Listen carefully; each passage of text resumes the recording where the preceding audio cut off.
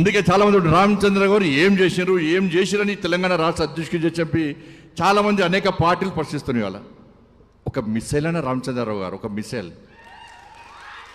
నాకు కూడా అంతమంది తెలియపోతుండే ఈ కుంటుకుంటూ నడుస్తుంటే నేను పోయి అడిగిన ఒకసారి, మీరు పోయి అడగండి అన్న ఒకసారి, కళ్ళ నీళ్ళు వస్తాయన్న చరిత్ర వింటే.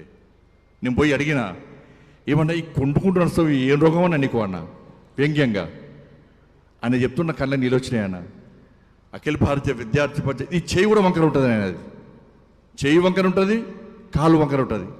నేను పోయి అడిగినా ఏమైందని కుంటుకుంటూ నడుస్తావు ట్రీట్మెంట్ తీసుకోండి అంటే, అఖిల భారతీయ విద్యార్థి పరిషత్లో ఉస్మానియా క్యాంపస్లో ఉన్నప్పుడు అప్పుడు ఆర్ఎస్యు పీడిఎస్లో నా మీద దాడి చేసి నా కాళ్ళు చేతులు విరగొట్టిరానా, అప్పటి నుంచి ఇప్పటి కూడా కోలుకోలేని పరిస్థితిలో నేను అవస్థ పడుతున్నా అని చెప్తే ఎంతమంది ఈరోజు అధికారం రావాలని అనుకుంటున్నాం. మనం ముఖ్యమంత్రులు కావాలి, ఎమ్మెల్యేలు కావాలి, ఎంపీలు కావాలి, జెడ్పీటీసీలు కావాలి, ఎంపీటీసీలు కావాలి, ఇప్పుడు కోరుకుంటున్నాం. మనం అధికారం రావాలని ఇప్పుడు కోరుకుంటున్నాం.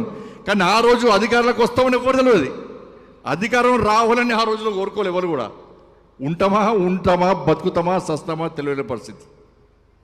నక్సలైట్లు పోస్టర్లు ఇచ్చారు, వారిని ఇచ్చారు, చంపారు అనేక మంది కార్యకర్తలను, అనేక మంది శవాలను పోసిండు రామచంద్రరావు గారు. ఆ రోజు అధికారం కోసం చూడలే. కానీ నక్సలైట్లు దాడి చేసినా, ఆర్ఎస్ పీడిఎస్ దాడి చేసినా కూడా మాకు అధికారం గురించి ఆలోచించకుండా, ఎమ్మెల్యే ఎంపీ కావాలని కోరిక లేకున్నప్పుడు కూడా ఇలా నమ్మిన సిద్ధాంతం కోసం, కాషాయపు జెండా కోసం, కమలపు జెండా కోసం కష్టపడి పనిచేసే గొప్పలున్న వీళ్ళందరూ కూడా.